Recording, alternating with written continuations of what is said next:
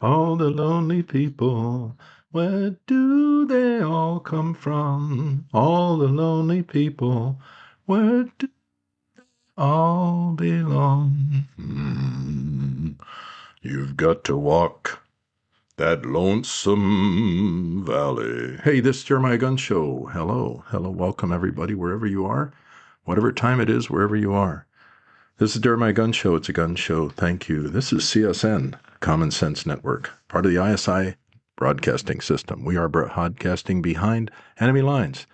This program's, as all, are dedicated to Charlie Kirk, our hero, prophet, martyr, brother, big brother, the right kind of big brother to all of the bullied millions who just trying to figure out what life's all about. This is Loneliness, Ted, part F-Hive.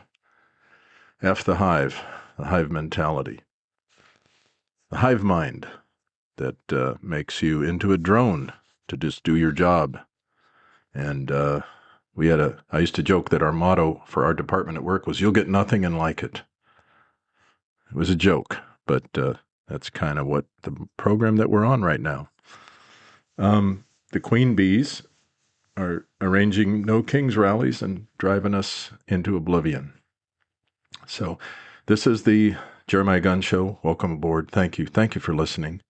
So important that we get together. Come, let us reason together. That's the whole point. I want to promote a fight. I saw a little clip of Tampon Tim last night that made my blood boil, as it should, because he's a traitor. I want to add him to the list. I want to have a fight. I want to have a UFC fight. Somebody please set it up. It'll be for charity. It'll be for a real charity, not a fake charity, not a Hollywood scam, but a real charity.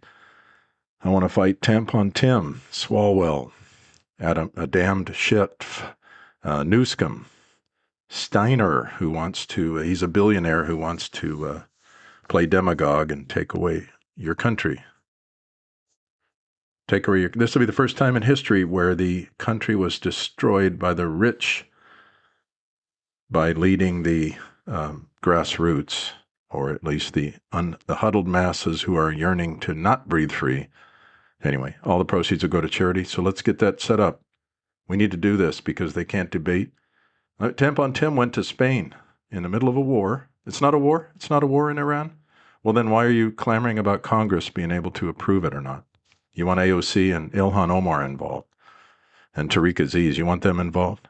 You want Adam Schiff involved in this war? But it's not a war, but it is a war. And so during the war, this traitor, this Democrat, Confederate, but I repeat myself, this enemy domestic goes over to Spain. What is the governor of Minnesota going to Spain? And he jokes about how they don't know who he is. I wish we didn't know who he is. I wish he would stay there. And he's just ranting about that clown in the White House. Remember I told you there was a little perfect reverse barometer. Biden called Trump a clown. Now Tampon Timmy's calling Trump a clown. On the world stage in Spain. You know, Spain, check your notes. Spain is where the people from England are leaving because they don't have freedom anymore. They don't have freedom of speech or anything. The ideas that we got from the Magna Carta. Anyway, too much on this. Let's get that fight set up. Those people need to have their, even the good book in the Old Testament, it says, Lord, break their teeth in their mouth. Make them be ashamed of hating you. And they hate this country, and they hate him, the creator that Jefferson referenced. So let's go. Let's get it on. It is a war. It's a civil war. I'm broadcasting from behind enemy lines. That's not, anything hyperbole or anything. This is a civil war. It never ended. We're at war between the states. Period. Enemies domestic, the ones we swore an oath to protect the Constitution from. So anyway, let's talk real quickly about corrections. I'm the fact checker. I'm the truth. I'm giving you the truth, the whole truth, and nothing but the truth. And I'm never going to be that far off, but it bugs me when I go back and read the transcripts, or I listen, or I know something mentally. I can't go back and erase it. But I don't want any truth tellers out there to say, because they're no good at truth telling, but I don't want them to say, oh, he was wrong about this and he was wrong about that. So let me just run through a couple of real quick examples. I was talking about the debates of 1960, and I said Nixon when I should have said JFK, or vice versa. I mean, it's obvious. I was talking about the one that looked old and the one that looked young and dynamic. And, I just used the wrong names. I don't know why your brain does that, but it does. I was talking about Henry David Thoreau.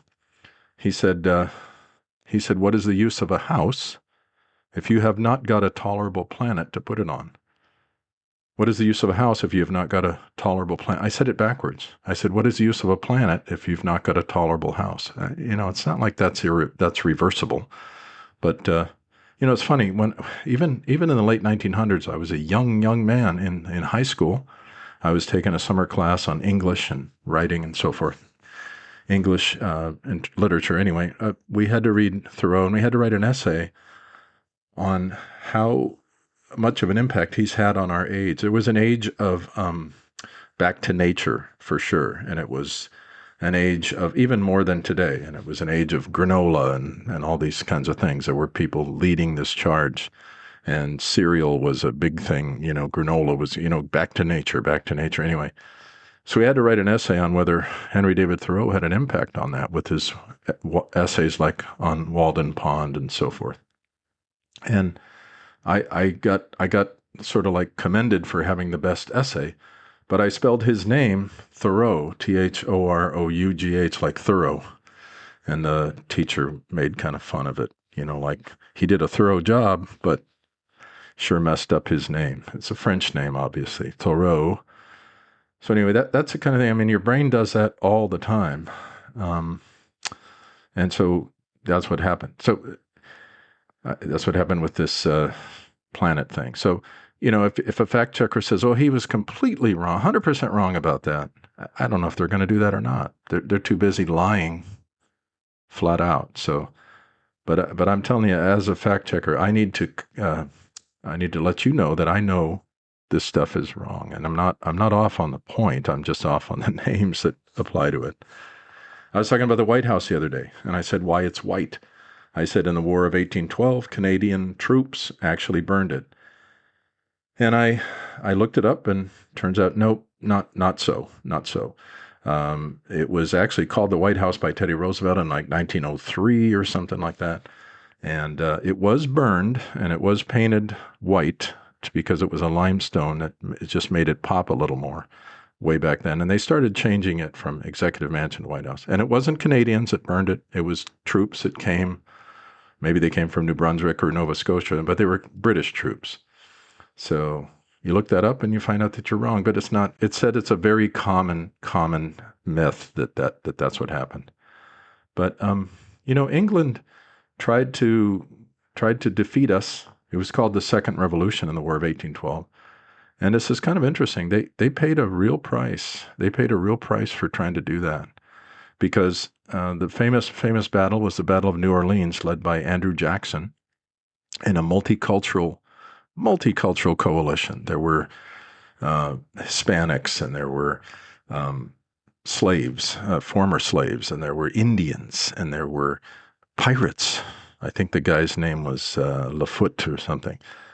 So, I mean, he had this kind of Pirates of the Caribbean coalition, and they defeated a British force in New Orleans. But here's the kicker. It was 2 to 3 weeks after the war was over. The Treaty of Ghent, I think, ended the War of 1812. We won. It was called the Second Revolution because it was a test of this adolescent country, this nascent country, and see whether we could make it or not. But they paid a big price. They lost a lot of people. 3 weeks after the peace, there were no cell phones. There was no telegraph. It took a month, almost, for messages to get across. Hey, we signed a treaty. Oh, great. All of our guys are dead. Andrew Jackson there's great books on it. It was a heroic effort. Anyway, let's start off with, part 5 here, F-Hive, of loneliness, Ted. We kind of left off on what's destroying our country. Marxism. A thief comes only to steal and kill and destroy. And we said that loneliness is the destruction of everything holy and good. Everything the left touches, it destroys. The left is now synonymous with the Democrat Party. It's not that simple. Yes, it is that simple. Don't ask me. Just look at the facts. Just the facts. And what have they done? They've destroyed everything. A thief comes to steal, kill, and destroy. Marxism wants to look it up, read a little bit about Marxism, which was the founding charter of the BLM, for example. And this intersectionality where they say, hey, it's all of us against you. And Marxists don't care if they divide you by class, race, height, gender, imaginary gender, it doesn't matter. They come in and they destroy everything holy and good. The national, the country, the family, it's the government, education, mediatainment complex. They destroy family, the building block of society, schools, marriages, workplace, careers, from K to PhD, churches, and feminism in the name of equality that they translate into now it's equity. It's not even equality, equity, which is, they're kind of showing their hand. They're telling you they want like equity in your house. They want your money, whether they have to steal it, print it, doesn't matter as long as they have power. Does any adult think now that they are not trying to get us when they're trying to fly people in from other countries and steal your citizenship, steal your vote? And just the other day in California, Newscomb is leading this charge to get rid of these these great heroes like Nick Shirley. He's going around exposing all the corruption. They're trying to pass a law that thou shalt not turn on the light and see where the cockroaches are. The Democrats are doing that. Really? That used to be journalism, investigative journalism. Whistleblowers. Time magazine did a magazine that was specifically celebrating whistleblowers at Enron, the women who came forward and said, hey, this is a house of cards, smoke and mirror, it's a shell game, it's a Ponzi scheme. And they were called Person of the Year, the whistleblower. But here's a whistleblower here, like James O'Keefe, who started out exposing Acorn and everything else. And they're going after them. They're going to shoot the messenger. That's their solution. Shoot Charlie Kirk. Shoot these guys. That's okay. No problem. That's what they want. But don't pretend that it isn't the absolute truth of what's going on, that they're not out to get you. They are out to get you. They want to destroy everything. So we talked about, in the workforce, how, that's kind of how it began by, women in the, are you saying women in the workforce? Yeah. Well, all I'm doing is saying what happened. Okay. So I want to read a couple of quotes here. I talked about the woman last time who's, I walked past her. I'm just a contractor walking through this client's office, and she's sitting on the phone. Yeah, she's just a housewife. And I just thought, my God, I have a homemaker at home. I think she was working at the time. But anyway, get the idea. And I thought, what are you? You're just a woman who answers the phone for some guy in that case. So here it is. Let's set that timer a little better here. So long time ago, when this kind of just first came up, women in the workforce, feminism, first wave, second wave, third wave, whatever it is, it's a tsunami and it's destroying everything. It said, somebody wrote, modern women defend their office with all the fierceness of domesticity. They fight for desk and typewriter, computer, laptop, as for hearth and home, and develop a sort of wolfish wifehood on behalf of the invisible head of the firm.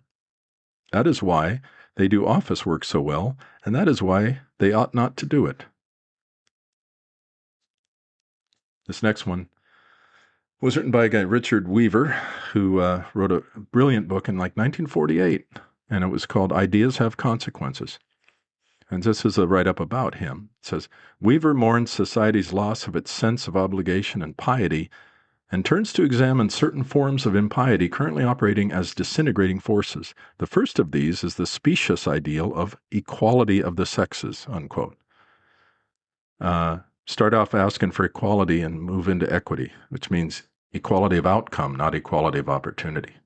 Big difference. Stick a note there and think about that as we go on. Even so profound a distinction as that between male and female is but one challenge. Even a so profound a distinction as that between male and female is but one challenge. No, Marxism has to blur the lines, confuse everybody to death, and then take over, divide and conquer. Well, anyway, every effort has been made to obliterate the divergence in role, conduct, and dress of the sexes. But Weaver believes that women have lost the prestige they once had and have failed to gain real standing. He says, after the gentleman went, the lady had to go too. No longer protected, the woman now has her career, in which she makes a drab pilgrimage from two-room apartment to job to divorce court. After the gentleman went, the lady had to go too. No longer protected, the woman now has her career, in which she makes a drab pilgrimage from two-room apartment to job to divorce court. You know, we've got a couple of neighbors here. We don't live in a rich area, but it's probably middle class or upper middle class. But there's one, two, three, there's 4 houses. We're separated 5 or 6 houses in this sort of an elbow shape. And this nice guy, there's a couple. Well, used to be a couple. There's a guy who he's an Ivy League engineer or scientist. And he lives over there on the right. Just kind of picture this. 6 houses around this corner. There's a woman who lives all alone. That's his former wife. So he's got the 2 kids, high school age-ish, and they sometimes walk back and forth. They make a trek, 6 houses. I'm not knocking them. I'm my heart bleeds for them a bit, but it's kind of ridiculous. They make this trek. Those people can't, Ivy League engineers, high-income earners, and they can't live in the same house. They have to have 2 separate, duplicate, very expensive nowadays because just real estate went nuts, houses around the corner from each other. They can't even stay under the same roof, so their kids have to walk back and forth. I'll stay here. Well, you got Tuesday, Thursday, Saturday. I'll take Monday, Wednesday. Right? They can work all that out. Just can't be under the same roof. This is great. It's really great where we've gotten. In the 70s, a book called Future Shock came out. And one of the things that he talked about was the loss of permanence. The loss of permanence, whether that's, your dad got a gold watch if he stayed where he was for 20 years and your company only keeps you for a few, and then the next one only keeps you for a few, and. So there's this loss of permanence in modern culture. But doesn't that apply to the family unit and marriage? They say that children of divorce, scientists say they never recover. And yet all you'll read in this feminist stuff, put it on AI, look at and say, loneliness or something. Why women aren't lonely? Oh, I was lonely at first, but then, you don't think that the children and the husband and the kids are. They say it's better if your mom or dad dies than gets divorced. You get over it a little quicker because they didn't want to leave. They had no choice. Anyway, I'm not going to beat that to death, but think about how silly that is, walking back and forth from one place to another. Back in the day, in the old days, the worst thing you could say to a woman, the worst thing you could say to her was home wrecker. And we knew this old guy who was sort of a philosopher. He wrote a little pamphlet called Civilization and Company Home Wreckers. Civilization, there's an irony age thing for you. Civilization actually ruins the home, the building block of society. They destroy the family. So what women used to say to another woman who committed adultery with the husband, and yes, he was guilty too, unless she drove him to it. No excuse, but it's a reality. But home wrecker, okay. And then now it's just like, whatever. We talked last time about my daughter's kindergarten class. You can date that with the Gen Z, Gen X, millennial, whatever you want. But it was all the women that wrecked the home, the wives. They got to go find themselves. Their therapist said they'd be better off alone. than try to deal with this situation, try to be in this family. And yeah, they weren't all drunk gamblers beating them. Give me a break. I know that's a fact. Okay. But so what did you start seeing instead of homewrecker? They'd say, oh, that guy's not fair game because he's happily married. Not he's married. I can't go after him because he's married. He's happily married. So if he was unhappily married, it's fair game. You just play games with things and expect that there's going to be a good outcome. Yeah, I took a class in college, and I went back to college later. I finished it quite a bit later, so I was an adult when I was there. I wasn't some kid, impressionable, and at the whim of these professors who are holding the degree over me. So I could really kind of challenge them. I took this class called Moral Issues Today, and it was an upper division class, and I think nurses had to take it so they get credit for continuing education for ethics. And we had to do an end of the year term paper, speech and paper and so forth. And you had to pick a controversial topic. I picked abortion, and here's a room full of nurses, But we were talking one night just during the year, and I said, I hate to say this, but I've watched what's happened to our society in my lifetime, on my watch, on our watch, in our time.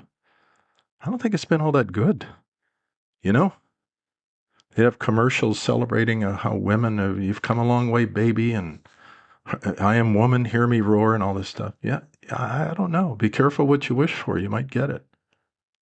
And I said, I don't really think that this world we've created so far is all that great. Do you? And they really didn't answer. J.D. Vance got in trouble because he talked about childless cat ladies. Kind of like the good book says, without natural affection. Like Rosie O'Donnell and Ellen DeGeneres and. Renee Good had dogs. She was, I guess she was a lady. She was a lesbian, whatever. But activism is their religion. Their religion. I have a relative who's an awful. She's about the age of a niece, and she said that going to this pussy parade was the highlight of her life. Really? Marching for abortion. Anyway, she just had a baby recently, but that was their religion, activism. I got to find this quote by Thomas Sowell. He talks about how activism allows useless people to feel like they're actually accomplishing something, and when really all they're doing is destroying it by playing the role of a useful idiot. So anyway, it's kind of interesting. I heard a comedian. I think he was Australian. He was talking about. He said, "Let's just look at divorce. Do you know what the highest rate of divorce is among lesbian couples? Far and away. The highest rate of divorce." I saw something flash through the news about some famous celebrity that's breaking up. I think it's the soccer player Miho or Mago or Rapaho or whatever. As if, we needed to know that. All the news you need to know. Yeah. So anyway, the highest is among lesbians. And then it's among heterosexual couples, straight couples. And then the lowest number is among men. 2 males that are married, like Dave Rubin, so forth. And so he said, kind of what's kind of the common denominator? Well, in the case of lesbians, there's a woman. In the relationship, there's 2. In the case of heterosexual couples, straight couples, there's 2. There's a woman. And the lowest rate of divorce is the 2 men. So, I mean, could there possibly be a, correlation and causation? No, they never relate. Anyway, he just made a joke out of it. But, sometimes jokes are revolutions, said George Orwell. Anyway, what they've created is this kind of equality that in the Latin, it's called primus inter pares. And I don't know if I'm saying that right. Primus inter pares, first among equals. So, yeah, we're equal. Some are more equal than others. Google did a lawsuit. The women of Google didn't do a calendar. They did a lawsuit. I'm not saying they should have. Anyway, they did a lawsuit and said, we're not being paid as much as men. Well, they found out after they dug in that they're being paid more than men. So now do they have a lawsuit? You attorneys? Attorneys are like hitmen. There's a a bumper sticker that says, it's the only profession where you hire somebody from that profession to protect you from somebody from that profession. We don't hire police to protect us from police. Maybe we do now. I don't know. But so they found out that the men were being underpaid, and they were being underpaid by comparison relative to the women's pay, specifically because they were trying to DEI the women. So, they did it in education. They've controlled education. Women have taken over education from Head Start to PhD. Who did we have in who was running the White House? It wasn't Joe Biden. It was probably Blah, but it was certainly probably Jill Biden. You did a good job, Joe. You answered all the questions. Here's your rice pudding. I mean, what a witch. She's got a PhD in education, and somebody thought that she ought to be in charge. Hillary said, you're getting a 2-for-1. Anyway, we'll talk about that later. But my experiences at work, I was underpaid by a lot for DEI. I mean, that person, I was so much farther qualified than that person, but I wasn't a woman and I wasn't from South America. And her boss was a woman, the one that hired me to replace her. It was ridiculous. And then I go to another corporation. Generally government contractors, big corporations, so they have to think they think they have to bow to the government on how to fix these things. Government can't fix anything. Never has fixed anything. Only broke it. The chief cause of problems is solutions. But I had a woman over me there that just, Bobby Knight was a famous basketball coach. And he told the press corps one night in a press conference, he said, I've forgotten more about this game than most of you are ever going to know. And nobody around the company could even believe that this woman was promoted to be our boss. But got to do it. Got to do the equity thing. You got to do the equity. Anyway, my career was almost destroyed. And this happened to, a woman consulted with her sister who was in HR in another company and figured out a plan to attack me and come up with fake charges and things. Not sexual harassment, but just, asking her to turn her beeper off, her cell phone off during meetings. I asked the whole room, but she goes and says I'm singling her out. Anyway, it's crap. So I'm talking to the head of HR, and he tells me confidentially off the record, you're going to be a sacrificial lamb. I couldn't believe it after everything I did for that company and everything, And thank God it got resolved, but legal had to get involved and everything. Just because she made a charge, HR swooped in and wanted me to sign a forced confession. If you continue to do this, you'll be terminated, up to and including terminate. I said, I can't continue to do something I never did. And I wrote a rebuttal and et cetera, et cetera. But, they were ready to go. They had the gallows all built.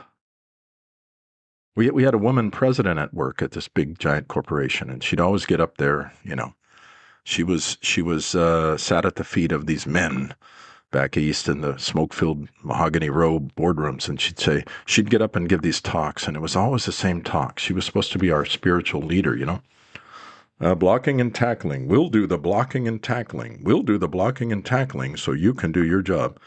And I almost raised my hand once. If I was a short time or more, I would have. I almost said, who did you play football for? What college? Because what do you come in here and use these sports analogies? Are you saying she can't? I don't know. It's kind of ridiculous, isn't it? You're going to do the blocking and tackling. What are you getting these? Maybe the guy that taught her how to say that played football. But it sounds kind of stupid coming from her. No offense, but yeah. And what do they do? What does the Supreme Court come up and they hassle some poor family bakery that doesn't want to bake a cake. If the Amish don't have to do things because of their religion, and the Indians don't have to do things because but Christians, fundamental Christians and American patriots, they're fair game. Oh no, you have to bake a cake for that. No, go to some other baker. What are you doing? The legislature never should be regulating commerce at that level. And telling you, they used to always say back in the day, they'd say you can't legislate morality. Well, you can sure as hell legislate immorality. Keep the government out of my bedroom. Yeah, I'm with you. Stop funding things that I don't believe in. Yeah, keep your laws off my body. Yes, keep your laws off my body too. It's not that complicated. So this war on men, we could call it 100 years war. It's about how long? It's about how long it's been. But, you can't alter a contract after it's already made. The good book says that God hates crooked scales, false judges. He hates them. He says that some judges would be bribed for a pair of shoes. I mean, we got judges hiding illegal aliens in violation of the Constitution, the Alien Sedition Act, the separation of powers, the checks and balances, everything. But yeah, they weren't elected, but they're going to just be the legislature. They don't even check with the Supreme Court. Is it okay if we do this? It has to trickle its way up there after all the damage has been done. So, they're covenant breakers. They're covenant breakers. That's how the wisdom literature referred to it. In the home, in the schools, in the family, in the country, in the world, in the churches. They committed adultery. They married the government. The Democrat Party was their divorce lawyer. And they married the Democrat. That's why they vote Democrat, almost exclusively. We started hearing about this gender gap, I mean, if you took the resumes of George H.W. Bush, just take the resumes, and Bill Clinton, and forget Obama, but just Bill Clinton, he was a governor at least. But, if I challenged the guy at work, I said, you know what, his election's coming up, George H.W. Bush versus Slick Willie, first time around. And I said, just do me a favor. I know you're going to vote for Slick Willie, but just go home and, this weekend, just imagine that we had a lottery and you won the lottery and you're going to be the one who picks the president. And the way you do it is by reviewing their two resumes.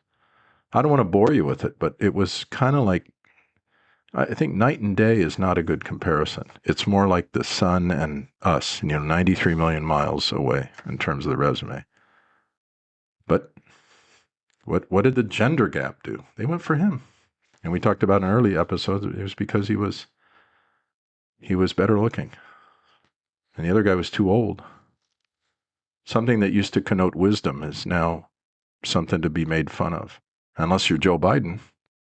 You're stumbling around in your Depends and falling on the ground. And that's okay. That's okay because he's just a puppet for the people that we really like, the enemies. So in politics and schools, what did they do? What did the Marxists do? They they took over politics, religion, and sex. Three fronts. When Slick Willie won the White House, Hillary said, you're getting a 2-for-1. She actually had the audacity to say, you're getting a 2-for-1. We're both presidents.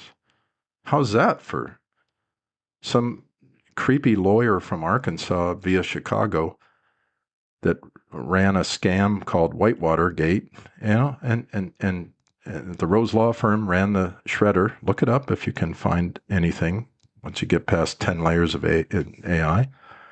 She took over Al Gore's office, and he had to fight and argue about it. Like, what the H is that? They had a revolt, I went to anyway. She thought it was a 2-for-1. She thought that she could create Hillary Care. That was before Obamacare. She thought that the first lady could create. She had this committee and spent all this money. Al Gore had to fight for the White House office back because take it from her. Says that Gore and Clinton, Slick Willie fought like a married couple, just awful. So anyway, so kind of, I could go into all the mess that they created, but let's just talk. I had a question come in from a young man. Said that, hey, I'd like you to talk more about what the laws are now compared to what they were then. What kind of things happen to cause things. So let's just go back a little bit to Slick Willie and Hilary Rotten Klingon. So what happened was, 2 years into their term, it's very common for somebody to, for the House and the Senate to flip, for there to be a blue wave if the White House is red, and a red wave if the White House is blue, and blah blah blah blah blah.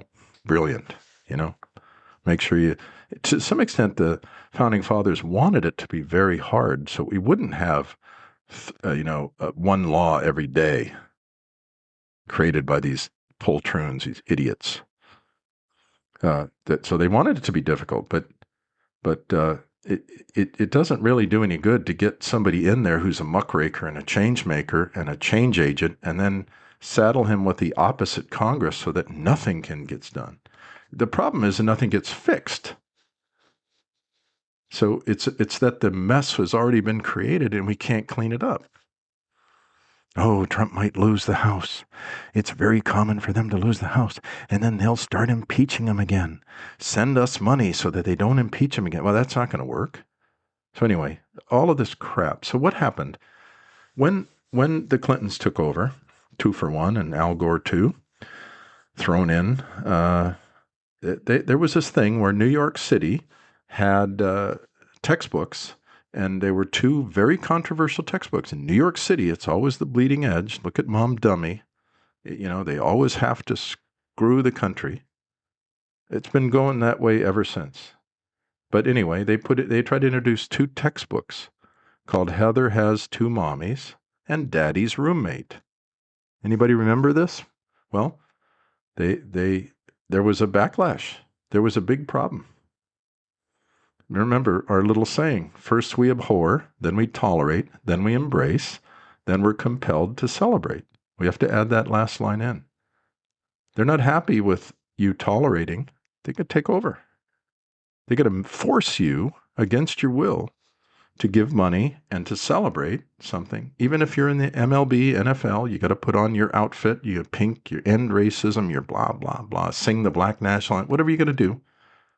So it makes the NFL owners feel good. But anyway, they introduced these 2 textbooks in the New York City school system. Heather Has 2 Mommies and Daddy's Roommate. And the fit hit the shan because all the soccer moms, they were not fully woke.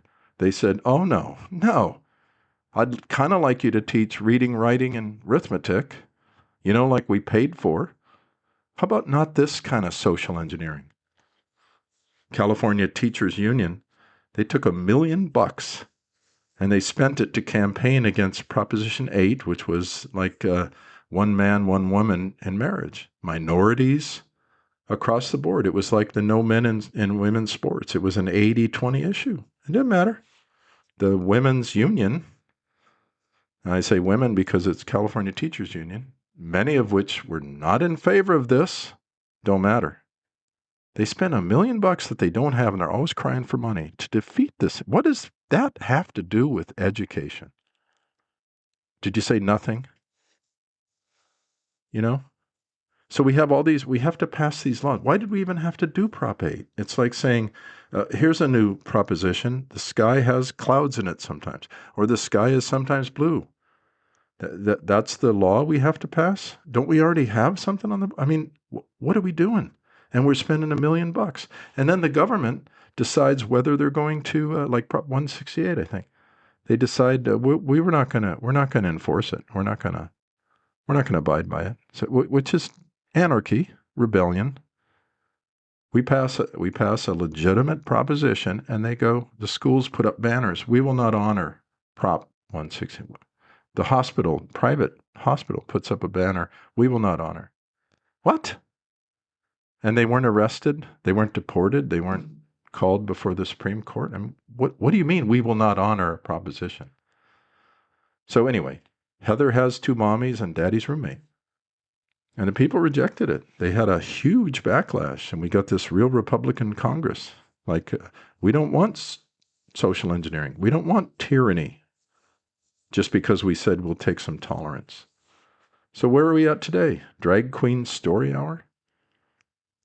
kidnapping kids, bringing kids across state lines, like Tampon Tim and others, Newscomb, dragging kids across state lines to mutilate them, to give them chemical castration, experimental drugs, lucrative top-offs. That's what that sicko Rachel Levine, the admiral, Mr. Health, he joked, they had tapes or emails of him joking about it's a top-off. It's called a top-off when you do a double mastectomy to a perfectly healthy person, a young person, their whole life ahead of them. Well, if we don't do that, just an aside here real quick. I think somebody said that Sigmund Freud, sick man fraud, I call him. He was working with this physician, and they believed that all your neuroses and all your problems were located in your nose. So they started doing operations on people's nose.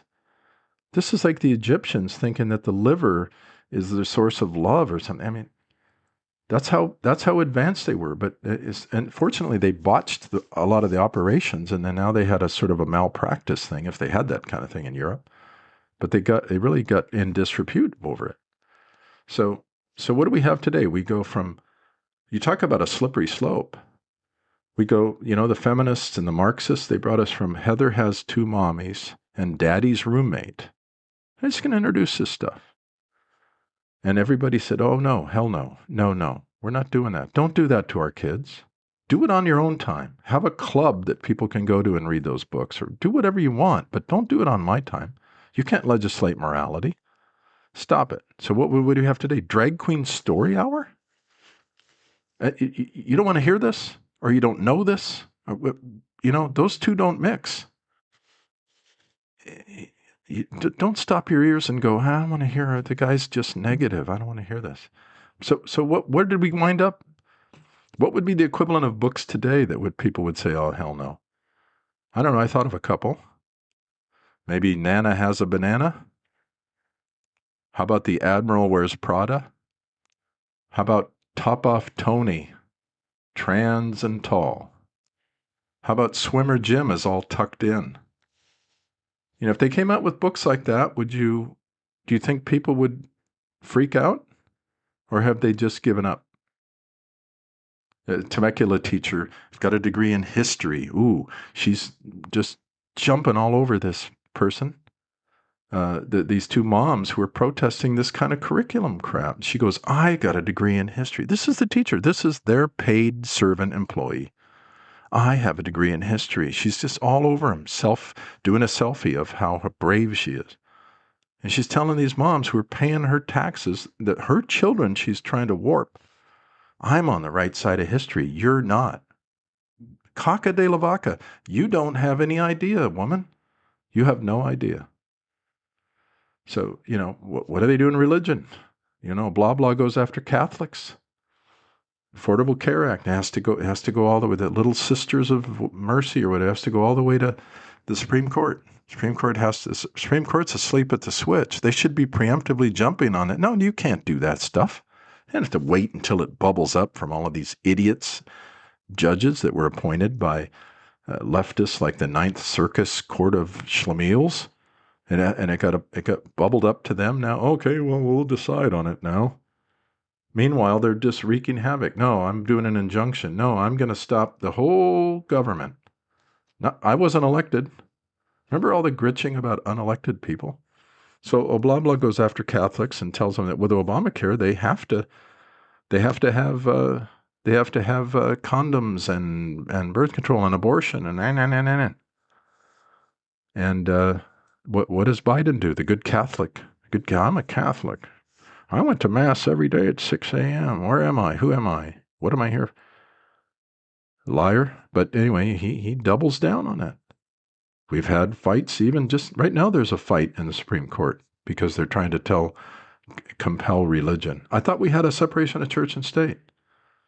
You're not supposed to allow preachers to tell you it would be better in God's order for you to vote for this candidate than that one when it's so obvious any fool could see it. But you're not allowed to say that because they don't want to hurt their tax status. That's the separation of church and state? Or is that the state controlling the church? Just asking. So what do we wind up? We democratically elect a president, and he goes to his little traditional prayer invocation or whatever ceremony, religious ceremony, and there's some hacked hair uh, bishop witch that thinks she's a bishop or whatever, and she's chewing out Trump because he doesn't treat aliens the way Jesus would. What? Man, why he didn't stand up and say you're fired? How about a separation of church and state in that regard? So what are the Dodgers? You can't even like a sports team anymore. The Dodgers had this thing where the Sisters of Perpetual Indulgence, they wanted to have a festival on the gay day, Pride, a month for Pride, a month because of your sexual orientation. I guess black people get a month. I guess they have to have it too. But, what about the Dodgers that are Catholics? I mean, half of them are from the Dominican Republic or whatever, Venezuela, the Caribbean. Aren't they kind of Catholic? Kiki Hernandez, who doesn't want to go to the White House, isn't he Puerto Rican? Doesn't it matter? No, it doesn't matter. They're going to allow. So the first they said, no, that'd be too offensive to let you few drag queens that like to dress up as nuns and act kinky. What? But we won't go to the White House because Trump is so bad. This is where we're at. The MLB forces private citizens. You're going to wear this slogan. You're going to wear this pink shoes. You're going to do this. You're going to do that. Some of them have said, hey, my religion teaches against that. Why can't we have that? Why can't we have that be okay? And the churches, they stratify everybody into different groups. Anyway, this Jeremiah Gunn Show. Got to go.